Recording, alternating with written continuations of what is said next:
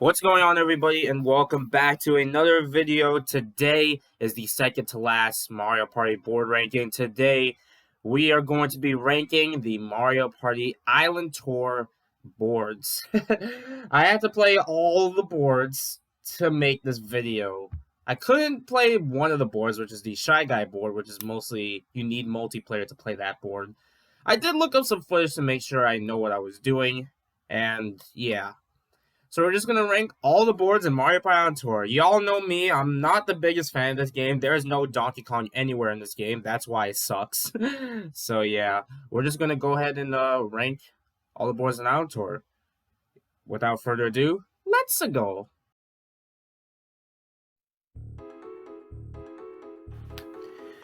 Alright, starting off with my least favorite board in Mario Party Island Tour is Bonsai Bill's Mad Mountain. This is by far the shortest board in the entire game. This isn't even going to take you an hour to play this board. That's how bad it is. So basically, there's two little paths on the board, and you have the dice blocks to roll. There's no 6, but there's a Bonsai Bill. If you roll that, a huge Bonsai Bill will shoot through, and if you get hit by it, you're back to start, or the halfway point if you get there. There are safe spots to go into if you want to be safe, or you could take the risk and actually just go. So you can really just beat it in less than 20 minutes if you have good luck. Which, yeah, that's what makes this board probably the worst one. I mean, the concept's cool, but goddamn, it's way too short. So yeah.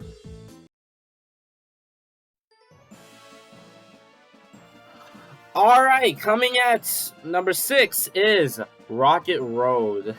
This is another short board like Bonsai Bill's Mad Mountain, but it's a space theme board, and at least Rosalina is there, so that makes it better than Bonsai Bill. Anyway, the concept's kind of similar, but a little bit different. You have little rockets boost you can use to actually sometimes roll really high, so you could just finish the board in less than an hour like the Bonsai Bill board. There is a 0 on the dice block, so you're basically just playing the risk, I guess.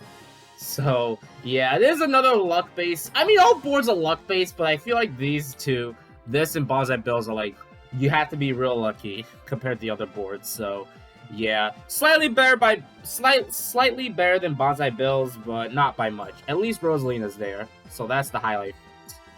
That's the real highlight of this board.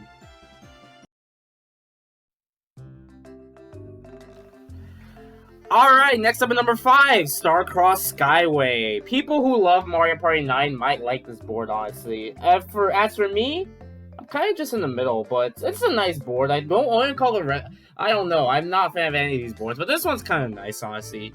Basically, get the most mini stars to win the whole game. Just basically what this board is. There's like enemies that will give you or take away mini stars, and there's also a bunch of mini game spaces to actually win mini stars. So there's a lot that goes on in this board. There's like different sections as well with the enemies, which is also a nice touch. So I'll give this board some credit. I don't hate Mario Party 9, so I kind of liked it. It does get a bit tiring sometimes. It gets a bit stale. I sometimes get bored playing this one for some reason. I don't know, but it's a nice board, so yeah.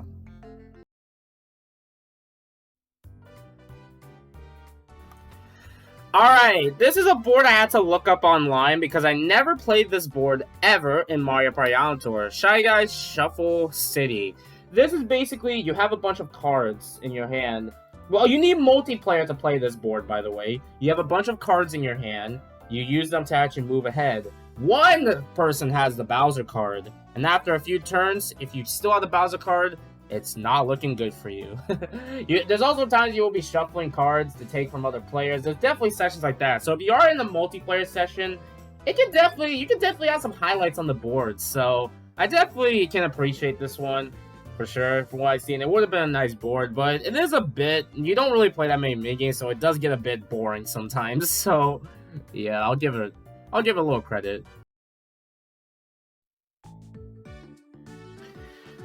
Alright, number 3, Perilous Palace Path. The basic board that you start off playing, learning the rules of the game. If you don't know how the main rules work, since all the other boards have gimmick stuff, you get a bunch of, every minigame, you play a minigame every turn, so that already makes it great. You have sections where you get items sometimes, if you land on a minigame space. There's also lots of pathways paths you gotta go through, some little challenges to do. So there's definitely a lot in this board for sure. So I'll give this one a little bit of credit.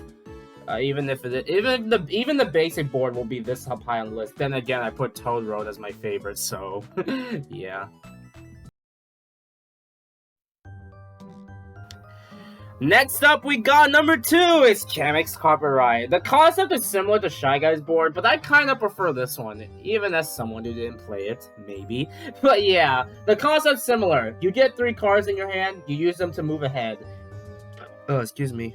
There are Kamek spaces on the board, and if you land on them, Kamek will cause a interesting effect that might help you or might not help you. You also need the cards to go to different houses and stuff like that. So this board is definitely pretty interesting, I will say, and it's a haunted mansion area. So yeah, I'll give it credit for that. I did play this one a lot, honestly. So yeah, I'll give it credit.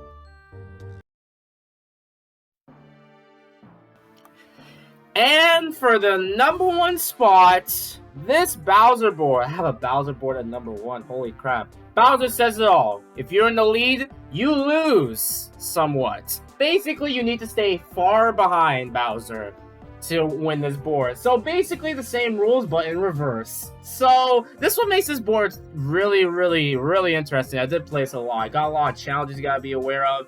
And sometimes you might play mini games. You don't want to lose the mini game. You don't want the golden dice block, basically. So, yeah, this board, unless you're really lucky to roll doubles, you'll basically just stay put. So, that might be some advantage. But regardless, there's definitely a lot of spice on this board. Pun unintentional. Anyway, that's all the Mario Party Island Tour boards ranked. I'm not a fan of any of them, but I kind of did like playing Bowser, Kamek, and that castle one quite a few times. So, yeah. Alright, next episode, and the final episode of the Mario Party board rankings. Mario Party Star Rush. Since this game is pretty neutral, Island Tour, Star Rush is like a game, some people liked it, some don't, so I'll probably save that for last. So probably the best way to end it, to be honest, than Super Mario Party. And I kind of like Star Rush, so I have an idea how I'm going to do it. So yeah, thanks for watching, everyone. I will see you guys next time for the final Mario Party board ranking. Later, folks.